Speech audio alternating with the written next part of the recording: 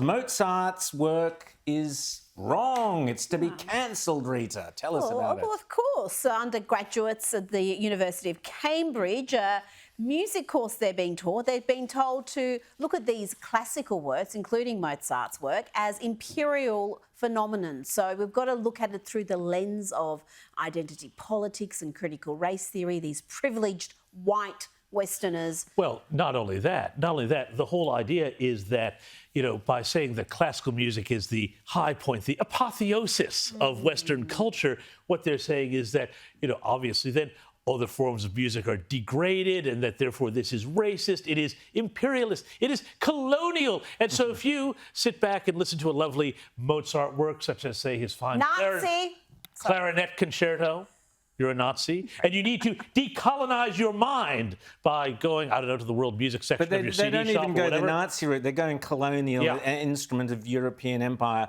They'll do Salieri's work for him. That'll be Mozart gone.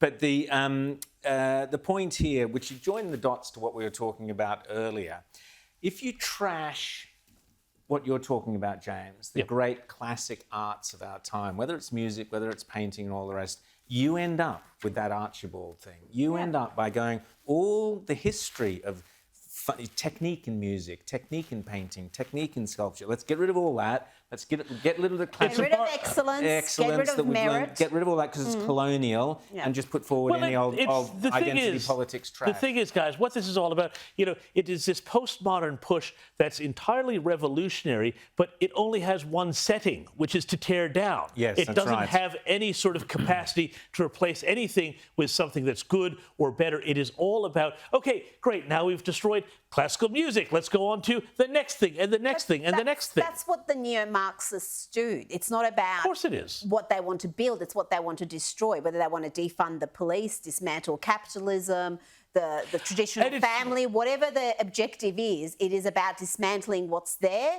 And then what comes afterwards, they hope it's some sort of a nirvana, but we know what comes afterwards. It is about delegitimization. It's about and so we can bring this back home to Australia. So much of what we're seeing now and what we're going to see if Labor gets up next week is going to be, we spoke about it earlier with Penny Wong. We've already seen the way Indigenous politics and rhetoric is already being used to subtly undermine, and sometimes not so subtly, undermine the legitimacy and, frankly, the sovereignty of modern Australia and to downgrade it and to portray it as an illegitimate entity.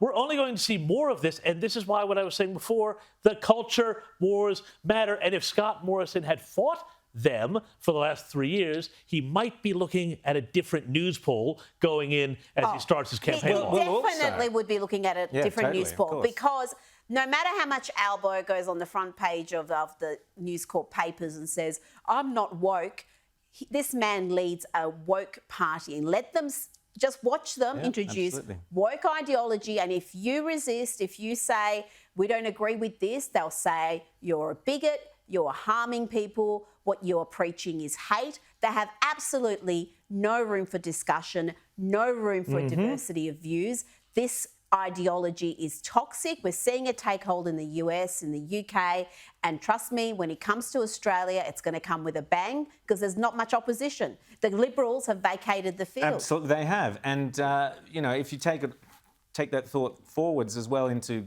climate change, for example, you have people like Josh Frydenberg who may lose his seat, Trent Zimmerman, others. Josh Frydenberg could have fought climate change for the last 10 years, but he was the environment minister or whatever under Turnbull. He decided not to. So suddenly he's up against a candidate and his arms are tied behind his back. And the Liberals have been completely castrated on being able to attack the opponents of the left because they can't say anything about climate change because they signed up to it against the wishes of the electorate in the 2019 election themselves. Complete fools. They've given themselves nothing to hammer the opposition with. And with cost of living being the biggest issue at this election, if they actually didn't have signed up, they could have mounted a really effective factual campaign pointing to what's happening in Europe, where countries are further advanced with embracing these policies that they're both now championing. Obviously, Labor a lot more boldly than Coalition. But they've completely put themselves in a position now where they can't prosecute those arguments because guess what? They're also net zero. And they missed an opportunity, though. Yeah. So fine. They say net zero. We'll sign up for that because we want to take that off the table. But then they had a great get out of jail free card, Rita. They had a great get out of jail free card. AUKUS, because if they had said, all right, now that we've got the nuclear subs coming, we need a domestic civilian nuclear industry. Exactly. We're the largest repository of uranium in the world. I am worried that we are about to commit as a country a massive act of self-harm in that we are going to say we can't use our uranium, we can't use our coal, we can't use our gas, we can't use our oil. But somehow we're supposed to be this renewable energy superpower, which is going to be about giving people who were on $140,000 a year driving trucks in the mines jobs at $26 an hour, planting trees or doing whatever.